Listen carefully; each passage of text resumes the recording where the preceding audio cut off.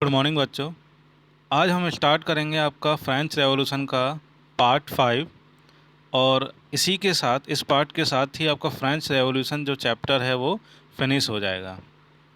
सो हम स्टार्ट करते हैं। आपका टॉपिक है स्लेवरी इन फ्रेंच कॉलोनीज, यानी कि जो फ्रांस की कॉलोनीज हैं उनमें गुलाम बनाने की जो प्रथा थी उसके बारे में हम आज जानेंगे।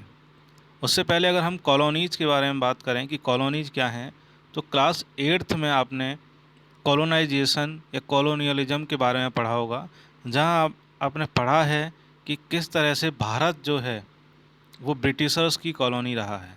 तो कॉलोनी क्या होती है वो आप उससे 8th क्लास से रिलेट कर सकते हैं। तो स्टार्ट करते हैं। Slavery in French colonies. During 17th century, Caribbean colonies were important suppliers of sugar, indigo, and tobacco, etc. Europeans were reluctant to go and work on these distant and unfamiliar land. This led to shortage of labor on these land. Now, जो 17वीं शताब्दी में जो Caribbean colonies हैं, कैरेबियाई means जो West Indies है, आप West Indies का नाम आपने सुना होगा। अगर जो क्रिकेट जो देखते हैं उसमें वेस्ट इंडीज़ का नाम सभी ने सुना होगा। तो जो कैरेबियन कंट्रीज़ क्या हैं, जो वेस्ट इंडीज़ है उसको बोला करते थे। तो 17वीं शताब्दी में कैरेबिया जो है वो फ्रांस की कॉलोनी रहा है, और वो शुगर, इंडिगो, टोबैको का बहुत ही इम्पोर्टेंट सप्लायर रहा था। तो लेकिन जो यूरोपियंस लेबर थी, यानी जो यूरोप के वर्कर्स थे, वो कैरेबियन जो आइलैंड है या कॉलोनीज है वहाँ जाना पसंद नहीं करते थे, और उसी वजह से जो कैरेबियन कॉलोनीज हैं वहाँ लेबर की शॉर्टेज हो जाती थी, यानी लेबर की कमी होती थी। और अगर हम बात करें शुगर, इंडिगो एंड टोबैको, तो ये तीनों ही प्लांटेशन क्रॉप्स हैं, यानी प्लांटेशन क्रॉप्स हैं, और प्लांटेशन क्रॉप के लिए लेबर की डिमांड ज़्यादा होती है, यानी कि बहुत ज़्यादा वहाँ वर्कर्स जो हैं वो चाहिए होते हैं। लेकिन यूरोपियंस के वहाँ ना जाने की वजह से कैरेबियन कॉलोनी में लेबर की शॉर्टेज हो जाती थी। इसी शॉर्टेज को पूरा करने के लिए जो फ्रांस के व्यापारी थे, जो फ्रेंच मर्चेंट्स हुआ करते थे, वो अपने बंदरगाह यानी बॉर्डॉक्स एंड नैंटीज, ये दोनों ही बंदरगाह हैं, पोर्ट हैं फ्रांस में, वहाँ से समुद्री रास्ते से अफ्रीका के कोस्टल जो कंट्रीज़ हैं वहाँ जाते थे, और वहाँ से गुलाम खरीद के लेके आते थे। वो जो रास्ता था यूरोप से अफ्रीका जाना, और अफ्रीका से वो गुलाम खरीद के कैरेबियन आइलैंड पे यानी कैरेबियन कॉलोनीज में जाते थे। उस पूरे समय में लगभग 3 महीने का लंबा समुद्री रास्ता था, और पूरा अटलांटिक जो ओशन है वो क्रॉस करके जाना होता था। तो जो समुद्री जहाज़ होते थे उसमें जो गुलाम थे वो बहुत ही टाइटली पैक्ड, यानी जहाज़ छोटे थे और गुलाम की संख्या ज़्यादा, और सब एक सब भर दिए जाते थे उसमें। इन Caribbean these slaves were sold to plantation owners. It was to meet the growing demand of sugar, indigo and tobacco in European market. और जब वो स्लेव जो हैं, जो गुलाम हैं, वो अफ्रीका से ख़रीद के कैरेबियन कॉलोनीज पहुंच गए, तो वहाँ उनको प्लांटेशन ओनर्स, यानी जो शुगर, इंडिगो, टोबैको के जो प्लांटेशन ओनर्स हैं उनको बेच दिया जाता था। और ये सब ऐसा क्यों हो रहा था, यानी कि जो गुलाम बनाए जा रहे थे वो ऐसा क्यों कर रहे थे फ्रांस के लोग? वो इसलिए कर रहे थे क्योंकि जो कैरेबिया की जो शुगर, इंडिगो एंड टोबैको है उसकी यूरोपियन मार्केट में बहुत ज़्यादा डिमांड थी, और वो लगातार बढ़ती जा रही थी, और लेबर की शॉर्टेज की वजह से वो वहाँ मिल नहीं रहा था। इसलिए वो गुलाम बना के अफ्रीका, क्योंकि अफ्रीकन जो कंट्रीज़ हम बात करें तो मोस्टली पुअर कंट्रीज़ हैं, और बहुत ही आसानी से वहाँ सस्ती लेबर और गुलाम मिल जाते थे। तो इस वजह से जो यूरोपियंस हैं वो ज़्यादातर मोस्टली क्या हैं, अफ्रीकन कंट्रीज़ से गुलाम खरीदते थे। इस तरह से वहाँ ये फ्रांस में या फ्रांस की कॉलोनीज़ में गुलाम बनाने की जो प्रथा थी वो शुरू हुई थी। नाउ हम अब बात करेंगे एबॉलिशन ऑफ स्लेवरी, यानी ये जो गुलाम बनाने की प्रथा है वो किस तरह से ख़त्म होती है। तो during 18th century slavery in France was in little criticism. The national assembly held long debates whether to extend man's rights to all its colonies. 18वीं शताब्दी में फ्रांस में जो स्लेवरी है यानी जो गुलाम बनाने की प्रथा है उसका आलोचना होनी स्टार्ट हो गई थी। और जो नेशनल असेंबली है, नेशनल असेंबली क्या है हम अच्छी तरह से पढ़ चुके हैं इसके बारे में। तो नेशनल असेंबली में बहुत लंबी लंबी डिबेट बहस होती थी कि जो अधिकार, जो मेंस राइट्स हमने फ्रांस में दिए हैं, क्या वही मेंस राइट्स हम फ्रेंच कॉलोनीज में भी दें या ना दें। इस विषय पे बहुत लंबी लंबी बहस हुआ करती थी। But they fail to pass any law as they fear opposition from businessman whose income depends on slave trade. लेकिन वो इस तरह का कोई भी कानून पास नहीं कर पाए क्योंकि उनको अपोजिशन से डर था। वो डर, उनको डर था बिजनेसमैन से कि बिजनेसमैन इस कानून का जो है विरोध करेंगे, क्योंकि जो बिजनेसमैन थे उनकी इनकम उस स्लेव ट्रेड की वजह से ही होती थी। स्लेव ट्रेड मीन्स जो गुलामों का व्यापार है, खरीदना बेचना, जो ह्यूमन बीइंग्स को, पीपल्स को खरीदना बेचना होता है, उसी को स्लेव ट्रेड कहा जाता है। तो उसी पे उनकी बिजनेसमैन की इनकम थी और उन्हीं के डर की वजह से नेशनल असेंबली ने भी इस तरह का कोई कानून पास नहीं किया। But finally, in 1794, convention legislated to free all slaves in French colonies.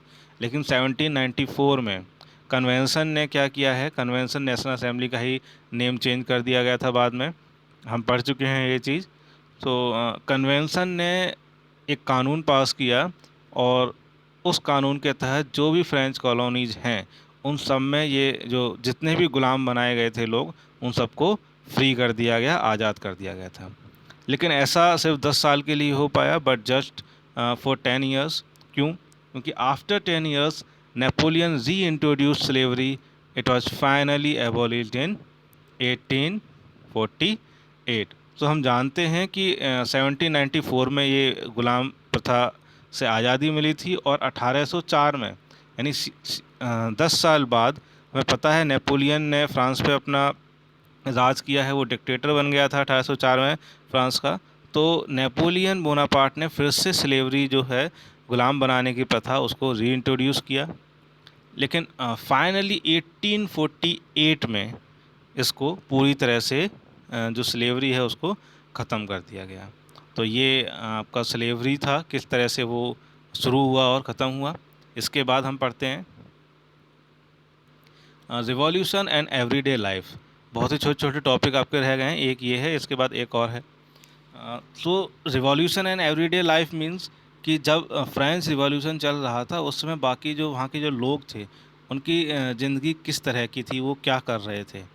So in old regime all written materials and cultural activities were published only after the approval of king sensors.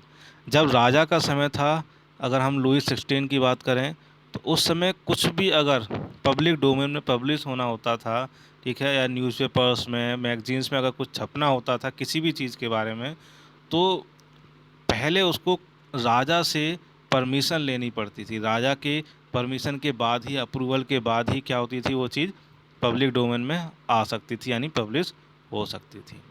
This censorship was abolished soon after the storming of Bastille in 1789। और हमें Bastille का जो fortress prison था उस पर 1789 में हमला किया गया, उसको ढहा दिया गया, ये हम जान चुके हैं। तो उस इंसिडेंट के बाद से ही वो जो सेंसरशिप थी वो ख़त्म हो गई। Now freedom of speech and expression were declared as natural rights.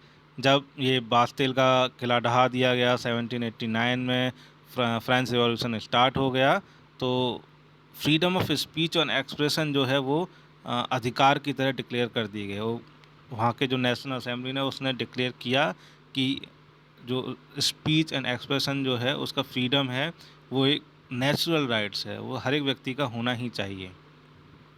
As a result, newspaper, pamphlets, books, and printed pictures describing the events and changes were flooded throughout the France। और जब ये freedom of speech and expression मिल गई तो उसके परिणाम स्वरूप अखबारों में, पैम्पलेट्स में, किताबों में और जितना भी प्रिंट मीडिया है उसके थ्रू जो भी इंसिडेंट फ्रांस में हो रहे थे या जो अ, बदलाव फ्रांस में आ रहे थे, वो बाढ़ की तरह, जैसे जिस तरह से बाढ़ का पानी पूरी जगह फैल जाता है, उसी तरह से फ्रांस से वो चेंजेस या इवेंट्स जो हैं वो आग की तरह, बाढ़ पानी की तरह फैल रहे थे।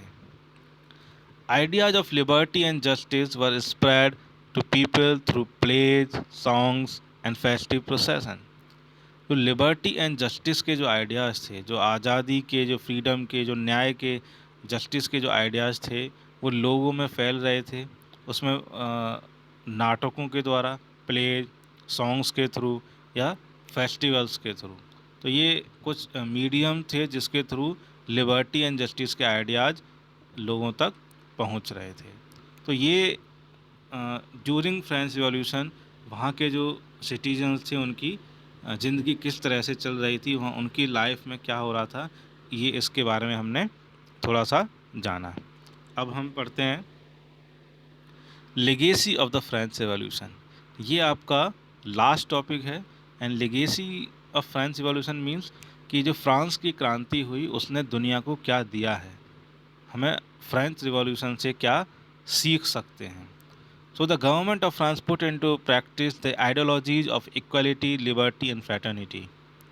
तो फ्रांस का जो क्रांति थी, जो फ्रांसीसी क्रांति हुई, उसने तीन तरह की मुख्य विचारधाराएं जो हैं पूरे वर्ल्ड को दी हैं।